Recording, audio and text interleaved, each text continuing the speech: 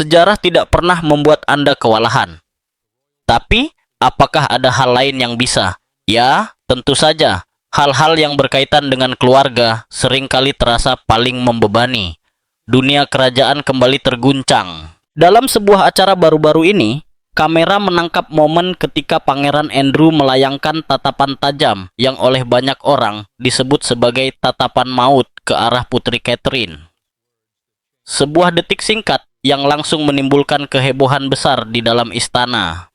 Namun, apa yang terjadi setelahnya justru membuat semua orang terdiam. Pangeran William, yang selama ini dikenal tenang dan penuh kendali, melakukan sesuatu yang sama sekali tak terduga. Tindakannya spontan, berani, dan syarat emosi. Sebuah pesan jelas bahwa Catherine tidak akan pernah berdiri sendirian, seolah-olah ia berkata, "Cukup sudah." Apa yang dilakukan calon raja setelah tatapan itu benar-benar mengejutkan banyak pihak. Retakan yang mengguncang istana. Untuk memahami betapa dalamnya badai di dalam keluarga kerajaan, kita perlu kembali ke awal mula retakan tersebut. Dan semuanya bermula dari kata-kata yang kejam, ceroboh, dan mengubah segalanya. Menurut sumber-sumber internal istana, Pangeran Andrew pernah melontarkan komentar tentang Catherine, Putri Wales, yang membuat suasana istana membeku. Itu bukan sekadar ucapan biasa, melainkan sindiran tajam yang dipenuhi kepahitan dan kecemburuan. Dalam bukunya The Fall of the House of York, penulis biografi kerajaan Andrew Looney mengungkapkan bahwa komentar itu muncul pada masa yang sangat sensitif. Tak lama setelah wafatnya Ratu Elizabeth II, keluarga kerajaan masih diliputi duka dan berusaha saling menguatkan. Namun alih-alih mempererat hubungan, kata-kata Andrew justru merobek ketenangan yang rapuh itu. Saat Catherine mulai menjalani peran yang lebih besar dan semakin disorot publik, Andrew justru menjadikan ucapannya sebagai senjata. Ia tak mampu menyembunyikan rasa iri. Selama bertahun-tahun, Catherine telah menjadi sosok yang dicintai publik, lambang ketenangan, kekuatan, dan keanggunan di tengah badai. Banyak yang melihatnya sebagai cahaya baru bagi institusi yang mulai lelah. Namun di balik dinding istana, kecemburuan perlahan tumbuh. Andrew, yang dahulu pernah menikmati sorotan dan pengaruh, kini hanya bisa menyaksikan bagaimana Catherine meraih penghormatan bangsa, sesuatu yang terasa semakin menjauh darinya. Alih-alih memberi dukungan, yang muncul justru bisikan-bisikan. Di balik pintu tertutup, ia dilaporkan mengejek Catherine dengan kata-kata yang menyengat. Bagi Pangeran William, hal ini bukan sekadar sikap tidak sopan. Ini adalah pengkhianatan. Catherine adalah belahan jiwanya, mitra hidupnya, dan sekutu terbesarnya dalam mempersiapkan masa depan kerajaan. Mendengar pamannya berbicara dengan penuh penghinaan melukai William hingga ke dasar hatinya. Sejak saat itulah, hubungan antara William dan Andrew benar-benar retak. Reaksi William tidak meledak-ledak, melainkan dingin dan tegas. Ia tidak berteriak atau berkonfrontasi. Diamnya justru lebih menusuk daripada kata-kata. Orang-orang terdekat mengatakan bahwa William mulai menjaga jarak, menjauh dari pria yang dulu ia anggap keluarga. Ini bukan lagi soal persaingan, melainkan tentang melindungi hal yang paling ia hargai. Bagi William, Catherine bukan hanya istrinya. Ia adalah simbol masa depan monarki, dan ia tak akan membiarkan siapapun, bahkan pamannya sendiri, merusaknya. Retakan ini tidak mereda seiring waktu, justru semakin dalam. Ketegangan meningkat seiring bertambahnya skandal publik yang melibatkan Andrew. Sosok paman yang dulu ceria kini berubah menjadi bayang-bayang kelam bagi nama kerajaan. Di dalam istana, senyum menjadi kaku, percakapan dipersingkat, kehangatan berubah menjadi jarak dingin. Setiap kali mereka berpapasan, udara terasa berat oleh ketegangan yang tak terucap namun sangat nyata. Catherine, dengan keanggunannya, memilih tetap diam. Ia tidak membalas atau menanggapi. Sikap tenangnya justru membuatnya semakin bersinar, dan mungkin itulah yang semakin membuat Andrew frustrasi. William menunjukkan dengan jelas bahwa kesetiaannya pada Catherine berada di atas segalanya. Ia pernah mengatakan bahwa rasa hormat tidak datang dari gelar, melainkan dari perilaku. Pesan itu jelas tertuju pada satu orang. Sejak saat itu, Lorong-lorong istana terasa dingin setiap kali William dan Andrew berada di dekat satu sama lain. Perselisihan ini berubah menjadi konflik sunyi, perang prinsip dan harga diri. Tanpa satupun pernyataan publik, jarak di antara mereka berbicara lebih lantang dari kata-kata. Yang satu berdiri untuk tugas, cinta, dan kekuatan yang tenang. Yang lain terjebak dalam penyesalan, kecemburuan, dan bayang-bayang kejayaan yang telah pudar. Retakan ini bukan lagi sekadar konflik keluarga, melainkan cerminan perubahan besar dalam tubuh monarki itu sendiri. Pangeran yang jatuh dari kejayaan. Ada masa ketika Pangeran Andrew berdiri gagah di bawah bayang-bayang ibunya, Ratu Elizabeth II. Ia dikenal sebagai putra kedua yang berani dan penuh pesona, seorang prajurit yang dikagumi karena keberanian dan kepercayaan dirinya. Saat bertugas di Angkatan Laut Kerajaan dan terlibat dalam Perang Falklands, ia dipuji sebagai pahlawan. Namun waktu perlahan menyingkap sisi gelap di balik kilau itu. Apa yang dulu tampak sebagai kekuatan berubah menjadi rangkaian skandal. Jauh sebelum komentar tentang Catherine terdengar, kejatuhan Andrew sebenarnya sudah dimulai. Semuanya berawal dari hubungan yang seharusnya tak pernah ada. Ketika dunia mengetahui keterkaitannya dengan Jeffrey Epstein dan Ghislaine Maxwell, badai pun pecah. Foto-foto beredar, kesaksian muncul, dan Andrew tak lagi mampu bersembunyi dari bayang-bayang tersebut. Pada tahun 2014, Virginia Giuffre mengajukan tuduhan serius. Ia mengklaim bahwa saat berusia 17 tahun, ia diperdagangkan kepada Andrew oleh Epstein dan Maxwell. Tuduhan ini mengguncang keluarga kerajaan. Andrew membantah semuanya, namun penyangkalannya gagal meredam amarah publik. Wawancara televisi yang ia harapkan dapat memulihkan citranya justru menjadi bumerang. Penjelasannya yang kaku, minim empati, dan penuh alasan terdengar tak meyakinkan. Sejak saat itu, kepercayaan publik runtuh sepenuhnya. Pada tahun 2020, Andrew mundur dari tugas-tugas kerajaan. 2 tahun kemudian, Ratu Elizabeth II mencabut gelar militer dan kehormatan kerajaannya. Ia tak lagi diperkenankan menggunakan sebutan kehormatan kerajaan. Bagi seorang pria yang hidupnya dibangun atas gelar dan privilege, ini adalah kehilangan yang menghancurkan. Lingkaran dukungan menyusut, undangan menghilang, dan keberadaannya menjadi canggung bahkan di lingkungan kerajaan sendiri. Meski kasus hukum di Amerika Serikat diselesaikan di luar pengadilan pada 2022, penilaian publik tak pernah benar-benar berakhir. Harga yang ia bayar bukan hanya uang, tetapi reputasi, martabat, dan posisinya dalam keluarga kerajaan. Hati Charles dan keteguhan William. Bagi Raja Charles dan Pangeran William, kejatuhan Andrew bukan sekadar aib publik, melainkan ujian nilai dan integritas. Namun keduanya memandang situasi ini dengan cara yang sangat berbeda. William percaya bahwa mahkota menuntut integritas. Skandal Andrew baginya adalah noda yang tak bisa diabaikan. Ia melihat pamannya sebagai seseorang yang terus berpegang pada hak istimewa tanpa mau bertanggung jawab. Dan ketika komentar kejam tentang Catherine muncul, bagi William itu adalah batas terakhir yang dilanggar. Sebuah pengungkapan karakter yang tak bisa dimaafkan. Di sanalah William berdiri teguh, bukan hanya sebagai suami, tetapi sebagai calon raja yang menolak diam di hadapan ketidakadilan. Ini bukan sekadar kecemburuan, ini adalah bentuk ketidakhormatan.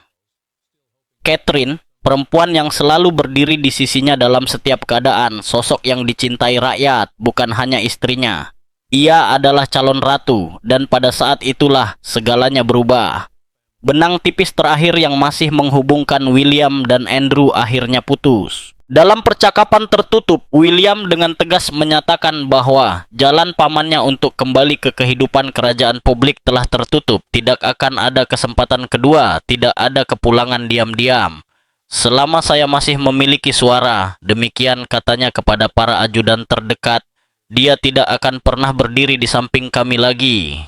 Keputusan itu tidak diambil karena amarah, melainkan karena prinsip. Bagi William, melindungi Catherine dan menjaga martabat monarki adalah hal yang tidak bisa ditawar. Namun Raja Charles memandang situasi ini dari sudut yang berbeda. Hatinya terbelah antara dua peran yang sama-sama berat, sebagai seorang saudara dan sebagai seorang raja. Yang satu menuntut belas kasih, yang lain menuntut keadilan. Sejak kecil, Charles mengenal Andrew dengan segala kelebihan dan kekurangannya. Ia pernah melihatnya di masa terbaik, berani, menawan, setia, dan juga di masa terburuk ketika kesombongan menjerumuskannya. Meski segalanya telah terjadi, ikatan persaudaraan itu belum sepenuhnya padam. Di balik pintu tertutup, Charles tidak pernah benar-benar memalingkan wajah dari Andrew. Saat skandal mencapai puncaknya dan reputasi Andrew runtuh, Charles lah yang diam-diam memberikan dukungan. Ketika masalah hukum Andrew di Amerika Serikat memuncak, Charles dilaporkan memberi bantuan finansial untuk membantu penyelesaian kasus tersebut. Itu bukan tanda pembenaran, melainkan wujud empati. Seorang saudara yang mencoba menolong saudaranya yang tersesat. Namun Charles juga menyadari harga dari kebaikan itu. Sebagai raja, tanggung jawab utamanya adalah kepada mahkota. Kekuatan monarki terletak pada kepercayaan, dan nama Andrew telah mengguncang kepercayaan itu hingga ke akarnya. Setiap foto, setiap tajuk berita, setiap bisikan tentang Andrew mengikis martabat kerajaan. Charles tak lagi bisa berpura-pura bahwa kerusakan itu tidak nyata. Disinilah perbedaan diam-diam antara ayah dan anak mulai terlihat. William percaya bahwa pengampunan tanpa pertanggungjawaban hanya akan melemahkan monarki. Charles percaya bahwa persatuan, bahkan dengan mereka yang memiliki kekurangan, dapat memperkuatnya. Keduanya memiliki darah dan tujuan yang sama, tetapi visi yang berbeda. Hati Charles condong pada keluarga, pada upaya mempertahankan ikatan meski sudah sangat rapuh. Ia telah menyaksikan terlalu banyak perpecahan dalam hidupnya. Konflik orang tuanya, pernikahannya sendiri yang gagal, hingga tahun-tahun keheningan di antara kedua putranya. Ia tahu betul bagaimana perpecahan dapat menghantui sebuah keluarga selama beberapa generasi.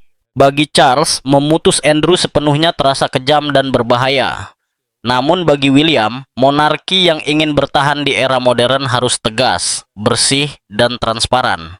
Dunia sedang mengamati, dan calon raja ingin menunjukkan bahwa bahkan dalam keluarga kerajaan, konsekuensi tetap berlaku.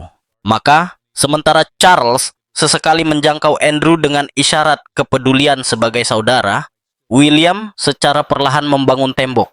Ia tidak berteriak, tidak berdebat, tetapi sikap diamnya berbicara sangat jelas. Bagi William, bab Andrew dalam lingkaran kerajaan telah berakhir. Dalam keheningan itu, keluarga kerajaan terjebak di antara dua dunia. Satu dipimpin oleh hati seorang raja, yang lain oleh keteguhan seorang pangeran. Di balik dinding istana, ketegangan itu masih terasa. Seorang saudara yang mendambakan penebusan, seorang putra yang menuntut tanggung jawab, ayah dan pewaris takhta berdiri di sisi berlawanan dari luka yang tak kunjung sembuh. Mahkota telah menyaksikan perang, kehilangan, dan pengkhianatan. Namun mungkin pertempuran terberatnya adalah yang terjadi di dalam, antara cinta dan kewajiban, pengampunan dan keadilan. Dan selama Charles dan William terus memikul beban pilihan-pilihan itu, bayang-bayang kejatuhan Andrew tak akan pernah benar-benar meninggalkan dinding kerajaan. Rasa sakit di balik keputusan seorang pangeran. Ada saat-saat ketika keheningan berbicara lebih keras daripada kata-kata.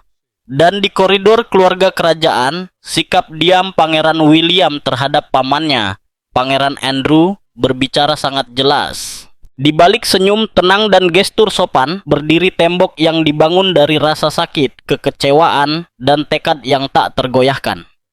Bagi William, persoalannya sederhana. Mungkin terlalu sederhana bagi mereka yang berharap melihat sisi lembutnya. Dalam pandangannya, Andrew tidak bisa kembali. Bukan dalam upacara besar, bukan dalam kemunculan pribadi yang sunyi, bahkan bukan dalam peran sekecil apapun.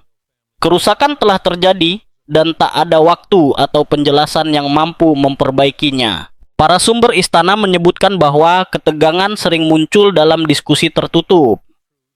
Suara William yang biasanya tenang terkadang mengeras, penuh ketegasan. Ia tidak melihat ruang kompromi, tidak ada jalan kembali bagi pamannya yang tercemar. Ini bukan balas dendam, setidaknya bukan di hati William. Ini adalah perlindungan. perlindungan bagi monarki, bagi Catherine, dan bagi masa depan yang kelak akan ia pimpin. Baginya, ini bukan sekadar konflik keluarga, melainkan ujian prinsip dan kekuatan. Perbedaan antara ayah dan anak kini terlihat jelas, bukan lewat pertengkaran terbuka, melainkan melalui pilihan-pilihan sunyi. Raja Charles yang masih berharap pada secercah persatuan keluarga tetap menyimpan harapan. William, sebaliknya, telah menarik garis yang tegas. Garis itu paling nyata terlihat pada acara kebaktian Natal Christmas Carol Service tahun 2024 yang dipimpin Catherine. Malam itu seharusnya menjadi perayaan kehangatan, keluarga, iman, dan harapan. Namun Andrew dan mantan istrinya, Sarah Ferguson, tidak termasuk dalam daftar undangan. Secara resmi, alasan yang diberikan adalah keterbatasan tempat. Namun mereka yang memahami kehidupan kerajaan tahu bahwa keputusan itu memiliki makna mendalam. William dan Catherine tidak menginginkan kehadiran Andrew di acara yang melambangkan keharmonisan dan kepercayaan. Mereka merasa kehadirannya justru akan membawa bayangan gelap. Kemudian datang Paskah 2005. Keluarga kerajaan berkumpul untuk ibadah tradisional di Windsor. Kamera siap merekam, namun William dan Catherine tidak tampak. Ada yang menyebutnya kebetulan, ada pula yang melihatnya sebagai pilihan sadar. Apapun kebenarannya, pesan yang tersampaikan sangat kuat. Pewaris takhta memilih menjaga jarak. Ia menolak berdiri di samping pamannya di hadapan publik. Isyarat-isyarat kecil ini, ketidakhadiran yang sunyi, memiliki bobot besar, masing-masing menambah satu batu lagi pada tembok yang memisahkan dua pria itu. Charles masih berusaha menjaga secuil hubungan persaudaraan secara pribadi. William, sebaliknya, berdiri teguh di hadapan publik, membentuk wajah monarki masa depan menurut visinya sendiri. Sebuah monarki yang tidak memberi ruang bagi skandal atau kesempatan kedua. Namun di balik keteguhan itu tersembunyi rasa sakit. Sebab seberapapun yakin William dengan keputusannya, ini tetap soal keluarga. Di balik setiap pilihan ada kehilangan kepercayaan, tawa bersama, dan kenangan tentang apa yang pernah ada. Keluarga kerajaan sering terlihat tak tergoyahkan, namun di dalamnya mereka juga berdarah dan merasakan luka seperti manusia lainnya. Tidak seperti orang lain, masih ada bisikan bahwa Andrew tetap menyimpan secercah harapan. Di lubuk hatinya, ia percaya bahwa penebusan masih mungkin terjadi. Mungkin waktu akan menyembuhkan luka, mungkin pengampunan suatu hari akan datang. Namun harapan yang rapuh itu tidak bertahan lama. Saat isu rekonsiliasi mulai terdengar, Andrew justru melakukan satu langkah lagi. Langkah yang menghancurkan sisa niat baik yang masih ada. Garis batas telah dilampaui untuk terakhir kalinya. Jembatan apapun yang tersisa kini runtuh sepenuhnya. Dan bersama itu lenyap pula kesempatan terakhir Andrew untuk kembali ke kehidupan kerajaan. Kini rasa sakit itu tetap ada. Sunyi, tak terlihat, namun terasa berat. Bagi William, setiap keputusan adalah pengingat bahwa kepemimpinan seringkali menuntut pengorbanan. Ia harus melindungi mahkota, meskipun itu berarti berpaling dari darah dagingnya sendiri. Bagi Charles, setiap hari yang berlalu membawa kesedihan diam-diam, karena menyaksikan dua orang yang ia cintai semakin menjauh. Dan bagi Andrew, pria yang dulu dijuluki putra kesayangan ratu, kenyataan kini tak terbantahkan. Pengampunan publik mungkin tak akan pernah datang, dan pintu monarki telah tertutup selamanya. Kini kita kembali pada tatapan itu. Kapan hal itu terjadi dan bagaimana reaksinya? Mari kita ungkap. Tatapan yang mencuri makna pemakaman. Semua bermula pada 16 September 2025. Dinding-dinding batu katedral menangkap cahaya lembut fajar. Udara dipenuhi aroma tanah lembab dan bunga musim panas yang mulai memudar. Di jalan-jalan sekitar, kerumunan berdiri hening, penuh hormat, wajah mereka diliputi duka. Di dalam katedral, waktu seolah melambat. Suasana terasa syarat emosi. Rangkaian bunga gelap dan anggun menghiasi lorong, dipilih untuk mencerminkan kesedihan hari itu. Lilin-lilin berkelip pelan, cahayanya menari di atas lantai marmer yang mengilap. Organ memainkan himne yang begitu lembut hingga menyatu dengan isak tangis tertahan. Keluarga kerajaan masuk satu persatu, masing-masing membawa beban tahun-tahun pengabdian dan martabat. Raja Charles duduk di barisan depan, wajahnya tegas namun letih. Ratu Camilla tidak hadir, dikatakan sedang sakit, dan ketidakhadirannya menambah berat suasana. Meski demikian, upacara tetap berlangsung dengan khidmat. Ayat-ayat kitab suci bergema lembut, diikuti nyanyian pujian yang memenuhi setiap sudut katedral tua itu. Namun, ketenangan itu berubah saat Pangeran dan Putri Wales tiba. William dan Catherine melangkah masuk dengan tenang, penuh keanggunan khas mereka. William memberi anggukan sopan kepada wajah-wajah yang dikenalnya. Di sisinya, Catherine berjalan dengan martabat yang tenang, mengenakan gaun mantel hitam sederhana dan topi kecil dengan kerudung pendek yang membingkai wajahnya. Saat mereka melangkah ke depan, ruangan menjadi sunyi, bukan hanya karena hormat, tetapi juga kekaguman. Bahkan dalam duka, Catherine memancarkan ketenangan. Lalu datanglah kejutan itu. Pangeran Andrew masuk bersama mantan istrinya, Sarah Ferguson. Kehadiran mereka memicu bisikan pelan di antara bangku-bangku gereja. Banyak yang tidak menyangka mereka akan hadir, mengingat keduanya telah lama menjauh dari tugas kerajaan dan sorotan publik. Namun di sanalah mereka berjalan berdampingan, seolah waktu berputar kembali ke masa lalu. Upacara tetap berlanjut.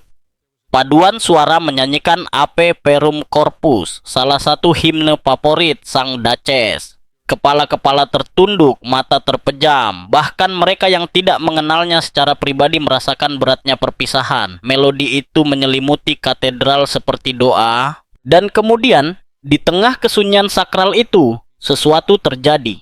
Pangeran Andrew, yang duduk beberapa baris di belakang William dan Catherine, terlihat menatap Catherine. Bukan sekadar lirikan, melainkan tatapan panjang dan terpaku. Matanya dingin dan tajam, mengikuti Catherine yang duduk anggun di samping suaminya. Mereka yang menyadarinya merasakan hawa dingin merambat di udara. Senyum tipis yang sama sekali tidak pantas di tempat berkabung muncul di bibir Andrew. Momen itu memecah irama khidmat hari tersebut. Untuk sesaat, katedral terasa membeku.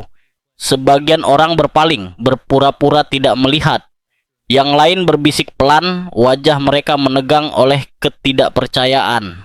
Catherine, setia pada sikap anggunnya, tidak bereaksi. Matanya tetap tertunduk, tangannya terlipat, posturnya tegak dan tenang seperti patung.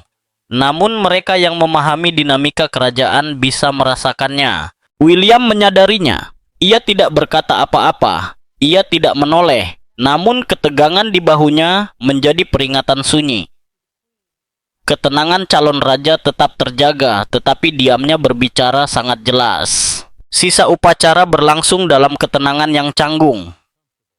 Doa-doa dilantunkan, paduan suara kembali bernyanyi, dan berkat penutup menggema di aula besar.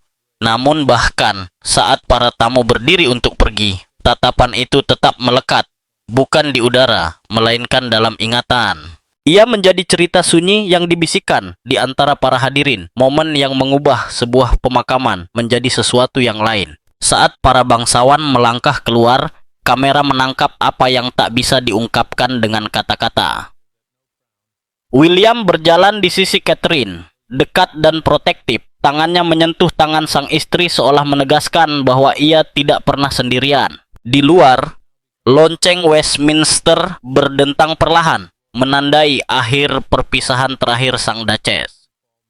Namun, bagi mereka yang menyaksikan pertukaran tatapan yang mengganggu itu, bunyi lonceng membawa makna lain, gema dari sebuah tatapan yang tak mudah dilupakan. Hari itu seharusnya menjadi penghormatan bagi kehidupan yang penuh pengabdian dan ketenangan. Namun di tengah kesunyian tersebut, satu tatapan dari Pangeran Andrew mengubah segalanya. Tanpa sepatah kata pun terucap, pesannya jelas. Ada momen-momen yang bahkan dalam keheningan berbicara lebih lantang daripada doa manapun. Lantunan himne, kepala-kepala yang tertunduk, dan salam perpisahan yang khidmat memenuhi katedral. Namun, Ketika upacara pemakaman Duchess of Kent mendekati akhir, suasana perlahan berubah. Kendali tenang yang mewarnai hari itu mulai retak, dan tanpa disadari, perhatian banyak orang beralih ke satu sosok, Pangeran Andrew. Sejak awal, ketegangan sudah terasa. Ia menggantung di udara katedral seperti awan berat yang tak kunjung pergi. Sikap Andrew sepanjang upacara tampak gelisah.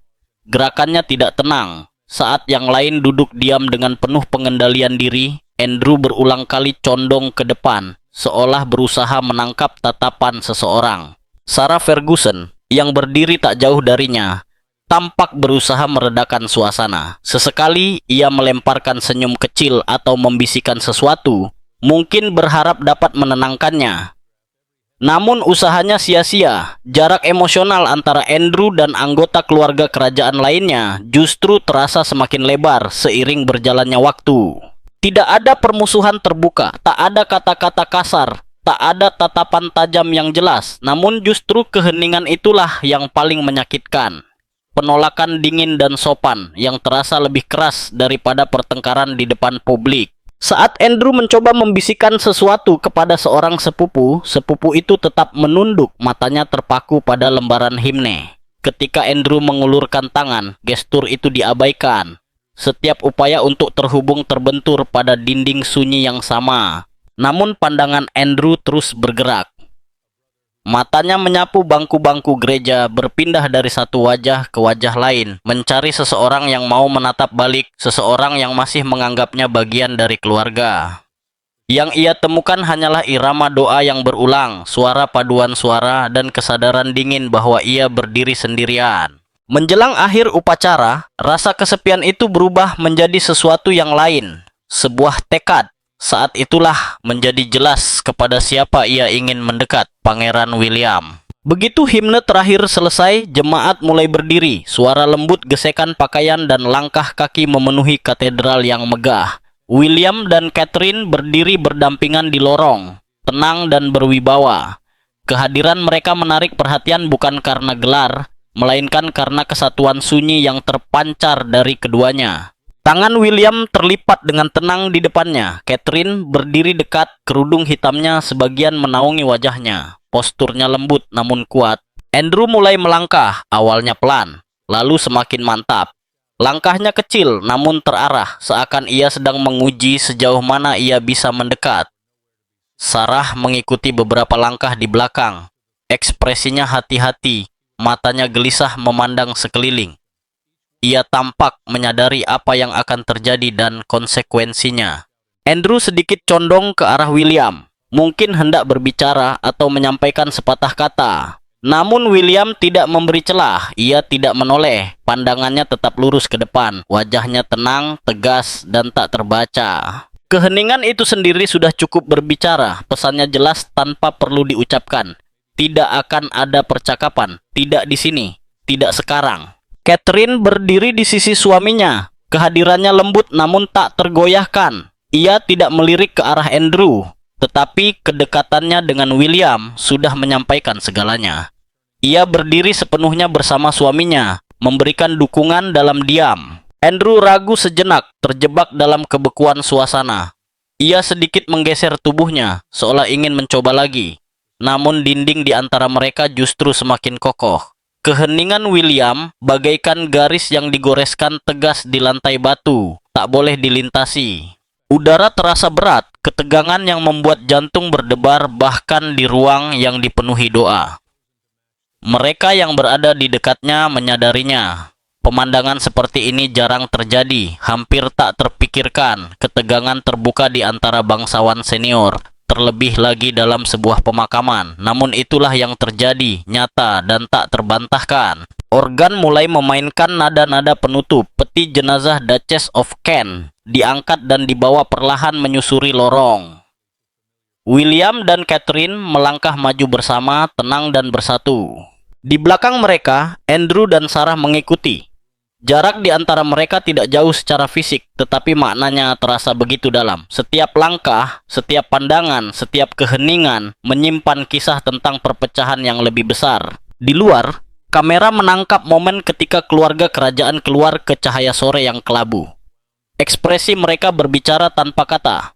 William tampak mantap dan terkendali. Catherine anggun dan tenang. Andrew tegang dan sulit dibaca. Namun ketegangan itu tidak berakhir di pintu katedral. Beberapa saat kemudian, ketika banyak orang menduga Andrew akan memilih diam, merenung atau bahkan meminta maaf, ia justru melakukan sesuatu yang mengejutkan. Ia terlihat meninggalkan kediamannya dengan sebuah Range Rover. Kemunculan publik pertamanya sejak pemakaman. Waktunya terasa sangat mencolok. Bagi sebagian orang itu tampak seperti sikap menantang. Bagi yang lain membingungkan. Namun bagi semua yang menyaksikan satu hal menjadi jelas. Jurang pemisah tak pernah tampak selebar ini. Kehadirannya di pemakaman, ketiadaan penyesalan yang terlihat, dan kemunculannya kembali dengan berani membuat banyak orang terdiam. Hari itu bukan hanya tentang keluarga kerajaan yang berduka. Itu adalah keluarga yang berada di ambang perpecahan. Dalam ketegangan sunyi antara seorang pangeran dan keponakannya, antara diam dan pembangkangan, kerapuhan monarki tersingkap di hadapan dunia.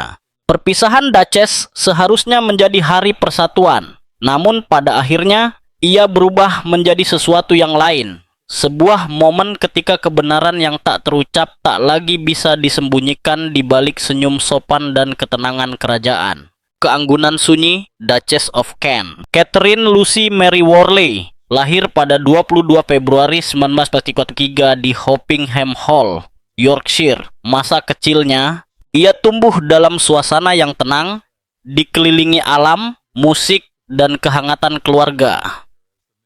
Saat anak-anak lain memimpikan ketenaran, Catherine kecil justru menemukan kebahagiaan dalam hal-hal sederhana.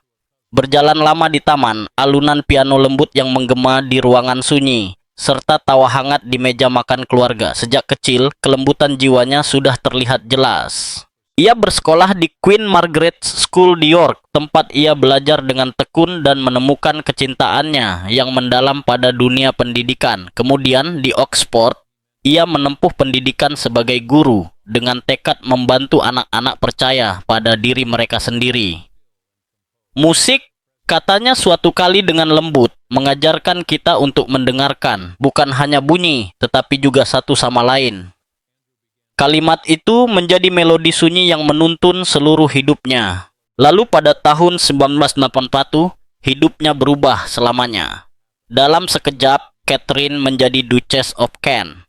Melangkah ke dunia penuh tanggung jawab, kemewahan, dan tradisi berusia ratusan tahun. Pada awalnya, ia memenuhi setiap harapan kerajaan, menghadiri acara resmi, meresmikan rumah sakit, dan mendukung berbagai kegiatan amal. Namun di balik mahkota yang berkilau, hatinya merindukan sesuatu yang lebih nyata. Ia pemalu, berhati baik, dan tidak pernah benar-benar nyaman dengan sorotan publik. Saat banyak orang menikmati perhatian, ia justru lebih menyukai percakapan tenang, mendengarkan, memahami, dan terhubung. Kecintaannya pada manusia dan musik membawanya ke jalan yang berbeda. Sang Duchess mulai mengunjungi sekolah-sekolah, duduk bersama anak-anak, bertanya tentang mimpi mereka, dan mendorong mereka untuk bernyanyi. Ia bukan sosok yang datang, berpidato singkat, lalu pergi. Ia tinggal, mendengarkan, dan benar-benar peduli. Mereka yang pernah bertemu dengannya tak pernah melupakan kehangatannya. Titik balik besar datang pada tahun 1994, ketika ia mengambil keputusan yang sangat pribadi. Ia berpindah keyakinan menjadi Katolik Roma, sesuatu yang belum pernah dilakukan oleh anggota senior kerajaan selama lebih dari 400 tahun. Namun, ia melakukannya tanpa sorotan, tanpa pengumuman besar, semata-mata mengikuti suara hatinya. Imannya bersifat pribadi, bukan politis, dan menjadi sumber kekuatan batinnya. 2 tahun kemudian, ia kembali mengejutkan banyak orang. Pada tahun 1996, Duchess of Kent mundur dari tugas-tugas kerajaan. Namun alih-alih hidup nyaman dalam kemewahan, ia justru mulai mengajar musik di Hull, salah satu wilayah Inggris yang kurang beruntung. Di sana, ia dikenal sederhana sebagai Mrs. Kent.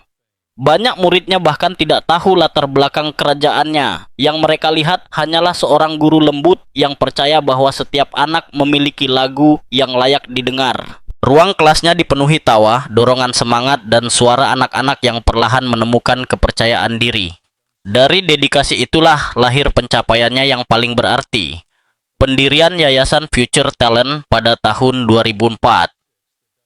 Lembaga ini membantu anak-anak berbakat dari keluarga kurang mampu untuk mengejar impian musik mereka. Banyak di antara mereka kemudian menjadi musisi profesional, selalu mengenang Duchess yang pertama kali percaya pada mereka. Pada tahun 2002, ia diam-diam berhenti menggunakan gelar kerajaannya sama sekali. Banyak orang akan mempertahankan hak istimewa itu, tetapi tidak dengannya. Ia menginginkan kebebasan untuk hidup sederhana dan melayani tanpa seremoni. Sahabat-sahabatnya sering mengenangnya sebagai pribadi rendah hati, pecinta hewan, dan seseorang yang menemukan kedamaian dalam kehidupan biasa. Pernikahannya dengan Duke of Kent tidak lepas dari tantangan, namun ia tak pernah berbicara buruk tentangnya. Saat dunia kerajaan dilanda skandal dan tajuk sensasional, ia tetap tenang, tertutup, dan penuh kebaikan. Dua jalan, satu warisan. Perbedaan antara Duchess of Kent dan Pangeran Andrew tak mungkin lebih jelas. Ia adalah keanggunan dalam keheningan. Ia adalah kegaduhan dalam kehinaan. Ia memilih kerendahan hati daripada hak istimewa, sementara Andrew terus berpegang pada gelar bahkan ketika gelar-gelar itu perlahan lepas dari genggamannya. Duchess of Kent pernah berada di pusat kehidupan kerajaan. Ia menghadiri acara megah, mengenakan perhiasan bersejarah, dan berdiri di samping raja serta ratu. Namun suatu hari, tanpa kegaduhan, ia melangkah pergi. Ia meninggalkan istana berkilau dan pindah ke Hull untuk mengajar musik. Ia tidak mencari sorotan atau pujian. Ia menemukan kedamaian dalam kesederhanaan. Musik menjangkau tempat yang tak bisa disentuh oleh kata-kata, ujarnya suatu kali. Itulah kebenarannya. Ia melepaskan kekuasaan dan status, namun memperoleh sesuatu yang jauh lebih berharga. Rasa hormat yang tak pernah pudar. Orang-orang mengaguminya bukan karena apa yang ia miliki, melainkan karena apa yang ia relakan. Hidupnya menjadi lagu sunyi tentang pengabdian dan kebaikan. Bahkan setelah meninggalkan tugas kerajaan, ia terus menginspirasi melalui kelembutan dan iman yang mendalam. Pangeran Andrew, sebaliknya, menempuh jalan yang berlawanan. Saat sang Duchess melepaskan hak istimewa dengan anggun, ia justru mempertahankannya dengan putus asa. Bertahun-tahun ia berjalan dengan keyakinan seolah tak tersentuh, percaya bahwa gelarnya akan melindunginya. Namun rangkaian skandal menghancurkan ilusi itu. Hubungannya dengan Jeffrey Epstein membawa aib besar bagi keluarga kerajaan. Kemudian muncul wawancara televisi yang seharusnya membersihkan namanya, tetapi justru menyingkap kesombongan dan minimnya penyesalan. Ketika penyelesaian hukum menyusul, sisa martabatnya pun lenyap. Berbeda dengan sang Duchess yang masuk ke kehidupan biasa dengan kekuatan sunyi, kejatuhan Andrew berlangsung keras dan memalukan. Semakin ia membela diri, semakin dalam ia terperosok. Kontras inilah yang terasa begitu kuat pada hari pemakamannya. Hari itu seharusnya menghormati seorang perempuan yang hidup dengan iman, kasih, dan kerendahan hati. Duchess of Kent mewakili segala yang mulia dari kehidupan kerajaan. Tugas tanpa kesombongan, pengabdian tanpa pamrih. Namun perilaku Andrew selama upacara suci itu menceritakan kisah lain. Saat paduan suara bernyanyi dan doa memenuhi udara, gerakannya yang gelisah menarik perhatian. Senyum tipis yang tak pantas, tatapan yang berkelana, dan upaya sia-sia untuk memulai percakapan terasa sangat tidak pada tempatnya. Pada hari yang seharusnya dipenuhi perenungan dan penghormatan, tindakannya seolah menodai bukan hanya kenangan sang Duchess, tetapi juga martabat seluruh keluarga kerajaan. Pangeran William menyadarinya. Mereka yang mengenalnya tahu bahwa ketenangannya sering menyembunyikan keyakinan yang kuat. Hari itu, diamnya berbicara lebih keras daripada kata-kata. Ketika tatapan dingin Andrew mengarah ke Catherine, William tidak bereaksi dengan amarah atau perdebatan. Ia memilih untuk tidak terlibat sama sekali. Penolakan itu adalah pernyataannya, jelas, tegas, dan final. Ia tidak hanya berdiri di samping istrinya sebagai bentuk perlindungan sunyi. ia berdiri untuk sesuatu yang lebih besar. Bagi William, Duchess of Kent adalah gambaran sempurna tentang apa yang seharusnya diwakili oleh monarki: kesetiaan, kerendahan hati, dan kekuatan sejati. Hidupnya membuktikan bahwa rasa hormat tidak diperoleh melalui kekuasaan, melainkan melalui kebaikan. Membiarkan perilaku Andrew tanpa konsekuensi berarti mengkhianati warisan itu. Maka, saat ia berdiri di katedral, tenang dan tak tergoyahkan, William menarik garis batas. Sebuah deklarasi sunyi bahwa integritas masih penting, bahwa mahkota harus dibangun di atas karakter, bukan kenyamanan. Sang Duchess telah menguatkan keluarga kerajaan melalui pengorbanan dan keanggunan. Andrew, melalui tindakannya, justru melemahkannya dengan skandal dan rasa malu. Perbedaannya tak mungkin lebih jelas. Yang satu meninggalkan kisah tentang pengabdian dan iman. Yang lain meninggalkan jejak kontroversi dan ketidakpercayaan. Dan pada hari itu, di saat itu, William membuat pilihannya. Dengan berpaling dari Andrew, ia tidak bersikap kejam. Ia melindungi kenangan seorang perempuan yang telah memberikan hidupnya bagi mahkota dan menjaga maknanya ketika orang lain gagal melakukannya. Diamnya menjadi perisai untuk Catherine, untuk monarki, dan untuk nilai-nilai yang dihidupi sepenuhnya oleh Duchess of Kent. Saat pemakaman berakhir dan nada terakhir organ menggema di seluruh katedral, pesan itu tetap tertinggal di udara. Sebagian warisan dibangun di atas gelar, sebagian lagi di atas kebenaran. Duchess of Kent memilih kebenaran dan itulah yang membuatnya abadi. Pangeran Andrew memilih sebaliknya dan pilihan itu membuatnya berdiri dalam bayang-bayang. Perpisahan sang Duchess menjadi cerminan dari dirinya. Keanggunan sunyi, iman yang dalam, dan keberanian untuk meninggalkan kekuasaan dengan kepala tegak. Dan ketika William menggandeng Catherine keluar dari katedral, wajahnya tenang dan mantap, jelas bahwa keyakinan itu ia bawa ke masa depan. Karena di dalam House of Windsor, warisan sejati tidak ditulis oleh mahkota atau skandal, melainkan oleh hati. Dan hati miliknya akan selalu bersinar lebih terang. Namun ini belum berakhir, skandal sesungguhnya baru akan terungkap. Perhatikan baik-baik, fase berikutnya bisa menghancurkan atau mengubah monarki sepenuhnya.